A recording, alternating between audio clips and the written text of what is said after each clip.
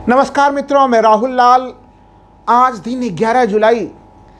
एक तरह से ऐसा लग रहा है मानो केंद्र सरकार को सुप्रीम कोर्ट से झटके ही झटके लग रहे हैं। और अगर यह कह दिया जाए कि दोपहर होते होते सुप्रीम कोर्ट से जो निर्णय आया उससे वर्तमान मोदी सरकार के होश फाकते हो गए तो कोई अतिशयोक्ति नहीं होगी, चूंकि सुप्रीम कोर्ट ने मोदी सरकार द्वारा नियुक्त ईडी के प्रमुख संजय कुमार मिश्रा को ही अवैध कह दिया और अवैध घोषित करके उनके लिए हटने की तिथि भी घोषित कर दी कि 31 जुलाई तक ही वो रह सकते हैं अपने पद पे, क्योंकि उनका पद पे रहना ही इलीगल है। मित्रों, 11 जुलाई की जब सुबह की शुरुआत हुई तो सुप्रीम कोर्ट में सुबह 10:30 बजे तब सुप्रीम कोर्ट में 370 के मामले पे केंद्र सरकार को झटका लगी थी, क्योंकि केंद्र सरकार ने एक दिन पहले एक हलफनामा दायर किया था। अब हम लोग इस वीडियो में यह समझेंगे कि आखिर ईडी जो लगातार संजय कुमार मिश्रा के नेतृत्व में उनके डायरेक्टरशिप में विपक्ष के ऊपर चुन चुन कर हमले कर रही थी, आखिर वही इलीगल कैसे हो गए। और अब तो मित्रों सबसे बड़ा सवाल यह है, अगर ईडी के डायरेक्टर संजय कुमार मिश्रा ही अपने पद पर अवैध हैं तो फिर उनके द्वारा किए गए कार्य वो कैसे लीगल हैं, ये भी एक बड़ा मामला है। मित्रों, एक तरह से अगर हम लोग देखें, विपक्ष जो भारतीय जनता पार्टी के इस सरकार के ऊपर आरोप लगाती है, उन आरोपों में अब सुप्रीम कोर्ट के आदेशों के बाद बिल्कुल एक सच्चाई सी दिखने लगी है। विपक्ष का कहना है कि कहीं न कहीं इस समय तमाम संवैधानिक संस्थाओं के ऊपर दबाव है, यह है भारत का संविधान। और विपक्ष का कहना है कि एक तरह से संविधान के विभिन्न संवैधानिक संस्थाओं के ऊपर दबाव है। और हम लोगों ने देखा था मित्रों कि कुछ दिन पहले जब महाराष्ट्र मामले पे सुप्रीम कोर्ट ने फैसला सुनाया था तो वो महाराष्ट्र के राज्यपाल यानी जो गवर्नर हैं उनके फैसले को अवैधानिक बताया था। यानी राज्यपाल जो कि एक संवैधानिक पद था, लेकिन उनके कृत्य महाराष्ट्र के संदर्भ में सुप्रीम कोर्ट ने सीधे सीधे इलीगल कहा था। और आज वही स्थितियां ईडी डायरेक्टर के संदर्भ में हुई। और यहां पे मामला था ईडी डायरेक्टर को मिलने वाला बार बार रेवड़ी के तरह का एक्सटेंशन। प्रधानमंत्री ये जरूर कहते हैं कि रेवड़ी संस्कृति से देश को झटका लग रहा है, लेकिन अगर इनके समय में किसी नौकरशाह को सबसे ज़्यादा रेवड़ी बट रही थी अगर, तो वो संजय कुमार मिश्रा थे, जो 1984 बैच के अधिकारी थे इंडियन रेवेन्यू से और विशेष के। एक तरह से मित्रों मामला ये रहा, थोड़े से हम लोग संक्षेप में समझें कि उनके एक्सटेंशन को, चूँकि स्थिति यह थी कि बार बार उन्हें एक्सटेंशन मिल रहा था, सवाल उठ रहे थे कि क्या पूरे सरकारी महकमे में, पूरे नौकरशाहों में कोई और दूसरा योग्य व्यक्ति नहीं है। उन सवालों के बीच में कई सारे याचिकाकर्ता सुप्रीम कोर्ट गए थे। और हम लोग जानते हैं कि अभी सुप्रीम कोर्ट में चीफ जस्टिस चंद्रचूड़ हैं और उनके कई साथियों ने एक तरह से अगर कह दिया जाए कि उन्होंने संवैधानिक मूल्यों को कहीं न कहीं बचाने की तरफ वो अग्रसर हो चुके हैं, तो ये कोई अतिशयोक्ति नहीं होगी। सुप्रीम कोर्ट के 3 सदस्यीय पीठ, justice BR Gavai, justice Vikram Nath और जस्टिस संजय करोल, इन तीनों के पीठ ने एक तरह से ईडी डायरेक्टर संजय कुमार मिश्रा को अवैध बताया, उनके कार्यकाल के एक्सटेंशन को अवैध बताया। मित्रों, उन्हें 3 एक्सटेंशन मिला था। अगर हम लोग समझें पूरे घटनाक्रम को, अगर संक्षेप में समझें, 19 नवंबर 2018 को पहली बार संजय कुमार मिश्रा को ईडी का डायरेक्टर बनाया गया था। वही ईडी संजय कुमार मिश्रा के समय में अगर हम लोग देखें ईडी के रिकॉर्ड को 2018 के बाद से, तो 95% इनके छापेमारी विपक्ष के लोगों की तरफ होते हैं और 5% छापामारी सत्तारूढ़ पार्टी के लोगों की तरफ। और वो भी कैसे लोगों की तरफ, जो कि बीजेपी में कहीं न कहीं कुछ विद्रोही तेवर के जो लोग होते हैं, जो केंद्रीय नेतृत्व को कहीं न कहीं चुनौती देते होते हैं, तो वहाँ पे कुछ सीबीआई और ईडी वगैरह की सुबुगाहट होती है, तो वहाँ पे इनका प्रयोग देखा गया। तो मतलब शुरुआत में तो मामला बड़ा ही प्रारंभिक जैसी स्थिति थी कि नवंबर 2018 में ये ईडी के डायरेक्टर बने। और चूँकि जो ईडी का कार्यकाल होता है नियत, वो एक तरह से 2 वर्ष का नियत कार्यकाल होता है, तो नवंबर से इन्हें एक तरह से नवंबर 2020 तक रहना था, लेकिन मई 2020 में ये 60 वर्ष के हो जा रहे थे। इसका मतलब है ये सेवानिवृत्त हो जा रहे थे। तो फिर जब तक इनको एक्सटेंशन नहीं मिलता तो उस कार्यकाल को पूरा नहीं कर पाते। तो उस समय केंद्र सरकार ने एक आदेश निकाला और इनके कार्यकाल को न केवल मई से लेकर नवंबर तक के लिए, चूंकि वो अवधि के लिए तो थे ही ये, इनके कार्यकाल को 1 साल और बढ़ा दिया गया। तो एक तरह से इनको फर्स्ट एक्सटेंशन मिला और वो एक्सटेंशन कोई किसी को ज़्यादा बुरा नहीं लगा।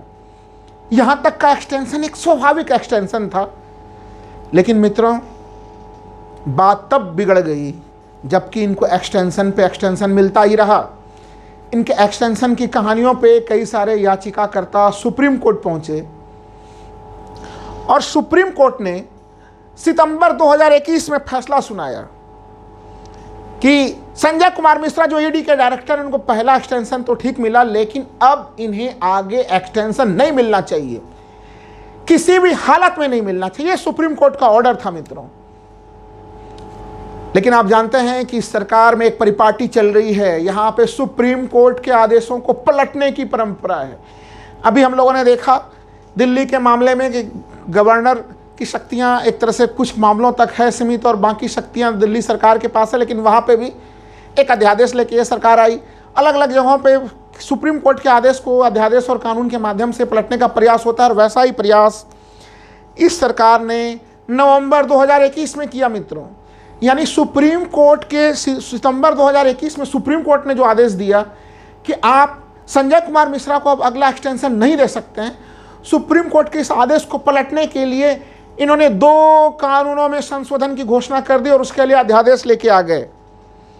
पहला कानून था मित्रों दिल्ली स्पेशल पुलिस स्थापना संशोधन एक्ट 2021 और दूसरा कानून था मित्रों सेंट्रल विजिलेंस कमीशन संशोधन एक्ट 2021। आप लोग पूछेंगे ये दो कानूनों में क्यों परिवर्तन किया गया? क्योंकि हम लोग जानते हैं कि ये सरकार सबसे ज़्यादा दुरुपयोग सीबीआई का करती है, ईडी का करती है। इन्हें लगा कि अगर ईडी के मामले में मामला फंस रहा है तो हो सकता है कि भविष्य में अगर अपने चहेते ईडी डायरेक्टर को भी अगर उनको सेवा विस्तार देना हो, क्यों ना वहाँ पर भी कानून में बदलाव कर दिया जाए। तो 2 जगह पे इन्होंने कानूनों में बदलाव किया, सेंट्रल विजिलेंस कमीशन के कानून में और दिल्ली पुलिस स्पेशल स्थापना के कानूनों में। चूँकि दिल्ली पुलिस स्पेशल स्थापना के कानून के अंतर्गत ही सीबीआई आती है और सेंट्रल विजिलेंस कमीशन के मामले के अंतर्गत ईडी डायरेक्टर आते हैं। इसमें संशोधन क्या किया गया मित्रों? ईडी डायरेक्टर का कार्यकाल 2 वर्ष के लिए पहले से फिक्स है सुप्रीम कोर्ट के आदेशानुसार। सीबीआई डायरेक्टर का कार्यकाल भी 2 वर्ष होगा ही होगा। ऐसे स्थिति में अब केंद्र सरकार ने यह शक्तियां प्राप्त कर ली कि इन 2 वर्षों के कार्यकाल के बाद वो एक एक करके 3 बार कार्यकाल बढ़ा सकती है।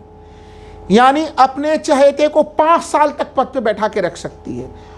और इसके लिए पहले तो वो अध्यादेश लेके आई और जल्द ही उस अध्यादेश को 2021 के शीतकाल में ही केंद्र सरकार ने आनन फानन में पारित करा लिया इसे। तो सुप्रीम कोर्ट में जो चुनौती दी गई थी मित्रों, वो 2 चीज़ों को चुनौती दी गई थी। एक तो इन संशोधनों को जो सेंट्रल विजिलेंस कमीशन के मामले में जो संशोधन किया गया और स्पेशल पुलिस के मामले में। और मित्रों सबसे महत्वपूर्ण चीज़ है कि सेंट्रल विजिलेंस कमीशन एक्ट में जो संशोधन किए गए, वो संशोधन एक तो कार्यकाल के विस्तार से संबंधित तो थे ही, उस संशोधन में ईडी के शक्तियों को भी काफी ज्यादा बढ़ा दिया गया था। आज सुप्रीम कोर्ट से एक मामले में तो न्याय मिला मित्रों। सुप्रीम कोर्ट ने सितंबर 2021 में कहा था कि संजय कुमार मिश्रा को आप अगला एक्सटेंशन नहीं दे सकते, गलत होगा। और आज सुप्रीम कोर्ट ने उनके एक्सटेंशन को गलत मान के उनको टर्मिनेट करने का आदेश भी दे दिया कि 31 जुलाई तक वो टर्मिनेट हो जाएंगे, वहीं तक वो पद पे रह सकते हैं। लेकिन अभी एक न्याय मित्रों अधूरी है इस पूरे प्रकरण में। वो अधूरी है ये दोनों जो कानून में जो संशोधन किया गया, सीबीआई के लिए जो कानून में संशोधन और विजिलेंस कमीशन एक्ट में जो संशोधन किया गया ईडी के मामले में, वो अभी भी कहीं न कहीं वैध नहीं है।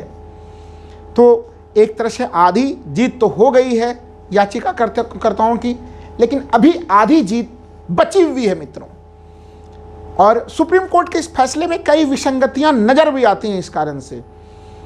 अगर हम लोग फैसले को समझें, हम लोगों को जो सुप्रीम कोर्ट ने 2021 में भी कहा और जो सुप्रीम कोर्ट ने आज भी कहा, उसमें सुप्रीम कोर्ट ने कहा कि एक ही सुप्रीम कोर्ट ने, चूंकि इस मामले पे जो आखिरी सुनवाई हुई थी मित्रों वो 9 मई को हुई थी और 9 मई को सॉलिसिटर जनरल तुषार मेहता जब कोर्ट में प्रस्तुत हुए थे, उनसे कई सारे तीखे सवाल हुए थे।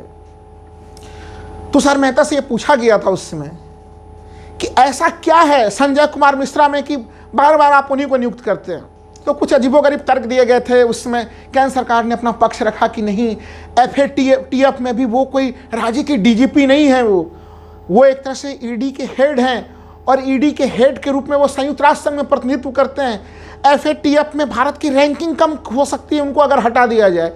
तो सुप्रीम कोर्ट ने सवाल पूछे थे मित्रों उनसे कि ठीक है, मान लीजिए कि आप ही के कथनानुसार नवंबर 2023 में वो रिटायर कर जाएंगे, तो फिर क्या उसके बाद ED नामक ये संस्था काम नहीं करेगी? मैंने किसी एक व्यक्ति विशेष के ऊपर आपकी इतनी निर्भरता है कि वो अगर नहीं होंगे संगठन काम नहीं कर पाएंगे। तो ऐसे कई सारे कुतर्क केंद्र सरकार ने प्रस्तुत किए थे और सुप्रीम कोर्ट ने उसे बिल्कुल खारिज किया था उस समय 9 मई के दिन। और सुप्रीम कोर्ट ने देखिए आज भी फैसले में कहा है कि लंबे लंबे समय तक का सेवा विस्तार मिलने की किसी को ज़रूरत नहीं है। सेवा विस्तार उतना ही होना चाहिए, जैसे मान लीजिए कि नियत कार्यकाल 2 साल का है और उस बीच में कोई पहले ही सेवानिवृत्त हो जा रहा है, या फिर कोई एक आध एक्सटेंशन किसी को मिल सकता है। ये सुप्रीम कोर्ट ने अपने आदेश में कहा है। लेकिन अगर सुप्रीम कोर्ट की ये इच्छा है कि किसी को एक्सटेंशन कम मिलना चाहिए, कम इस प्रकार की चीज़ें होनी चाहिए, तो फिर वैसे स्थिति में उन दोनों कानूनों में जो संशोधन किया गया, जो अध्यादेश लाया गया था, बाद में कानून बनाया गया था, वो कैसे उचित है?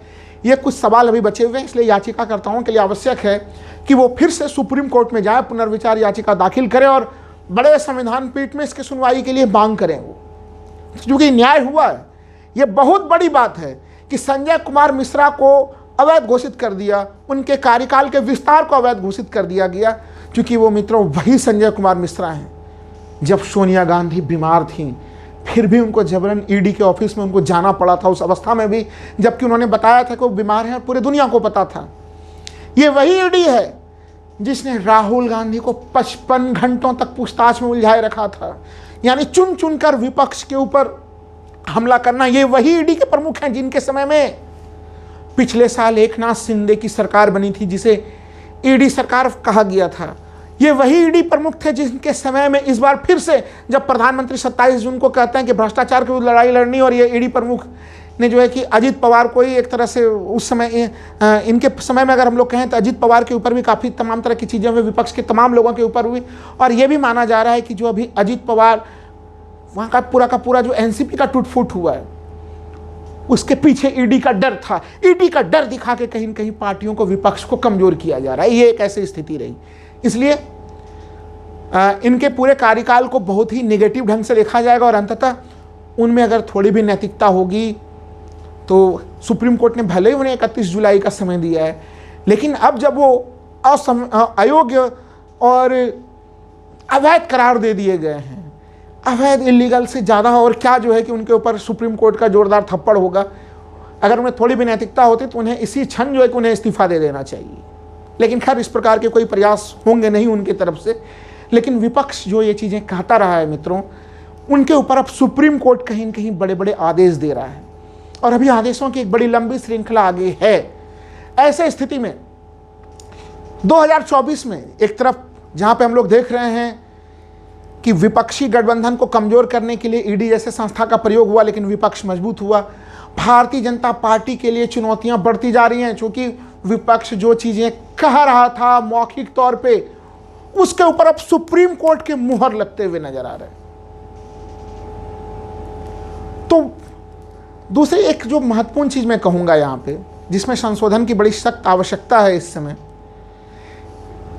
संवैधानिक संस्थाएं। देखिए हमारे संविधान निर्माताओं ने एक शक्ति संतुलन स्थापित करने की पूरी प्रणाली बनाई थी मित्रों, कि चाहे शासन कितना भी बहुमत वाला क्यों ना आ जाए, उनके ऊपर सुप्रीम कोर्ट होगा, उनके ऊपर इलेक्शन कमीशन होगा, वहाँ पे CBI जैसी संस्था होगी, ED जैसी संस्था होगी, इनकम टैक्स जैसी संस्थाएं होंगी और सभी अलग अलग ढंग से काम करेंगे। लेकिन हम लोगों ने देखा अपने खुद, अगर सुप्रीम कोर्ट के फैसलों के आईने आलोक में ही अगर देखा जाए तो चुनाव आयोग में नियुक्तियां किस तरह से हो रही थी। सुप्रीम कोर्ट ने खुद कहा कि इलेक्शन कमिश्नर ऐसे व्यक्ति को बनाया जाता है जिसमें रीढ़ी की हड्डी नहीं हो, जो प्रधानमंत्री से प्रश्न पूछने की कुवत न रखता हो। जबकि सुप्रीम कोर्ट का कहना था कि इलेक्शन कमिश्नर क्यों न ऐसे व्यक्ति को बनना चाहिए जो माननीय प्रधानमंत्री के आंख में आंख डालकर उनसे भी सवाल पूछ सके। क्योंकि चुनाव आचार संहिता को लेकर अभी तक कर्नाटक तक के जितने भी चुनाव अगर हम लोग देखें, चुनाव आचार संहिता के मामले में चुनाव आयोग जरूर विपक्षी नेताओं के ऊपर तो काफ़ी ज़्यादा जो है कि वो एग्रेसिव होता है, लेकिन सत्तारूढ़ पार्टी के लोगों के ऊपर एग्रेशन काफ़ी कम होता है। और चुनाव आयोग चुनाव आचार संहिता का पालन कराने में भी असफल रहा है, हम लोगों ने ये भी चीज़ देखा है। तो आप चुनाव आयोग जैसे संस्था को ले लीजिए, दूसरे और संवैधानिक संस्था को, राज्यपाल जैसे संस्था को देखिए, तो इन तमाम संस्थाओं के ऊपर दबाव है। तभी ये कहा जा रहा है कि एक तरह से संवैधानिक संस्थाएं दबाव में है, और ये चीज़ अब सामने में प्रत्यक्षता दिख रहा है। यही चीज़ अगर राहुल गांधी बोल देते हैं कि भारत में कहीं न कहीं संवैधानिक संस्थाएं दबाव में काम कर रही हैं, तो तमाम बीजेपी और उनके आईटी सेल के लोग बिल्कुल सक्रिय हो जाते हैं। लेकिन अब आज वो लोग क्या कहेंगे जब ईडी प्रमुख को ही इलीगल कह दिया गया है? ये कैसी सरकार है जहाँ पे कभी कभी जो है कि गवर्नर इलीगल हो जाते हैं, कभी ईडी के प्रमुख इलीगल हो जाते हैं, पता नहीं अभी कौन कौन और लोग इलीगल होना बाकी हैं अभी। इसलिए मैं कह रहा हूँ कि आज का दिन 11 जुलाई कहीं न कहीं लगातार अलग अलग मामलों को लेकर अगर हम लोग देखें तो सुप्रीम कोर्ट से केंद्र सरकार को कई बड़े प्रहारों का सामना करना पड़ा है। इसलिए अब केंद्र सरकार के लिए आवश्यक है कि वो शासन तो करे, लेकिन संवैधानिक मूल्यों के आधार पर शासन करे, चूँकि सुप्रीम कोर्ट में जस्टिस चंचूड़ हैं। नमस्कार मित्रों।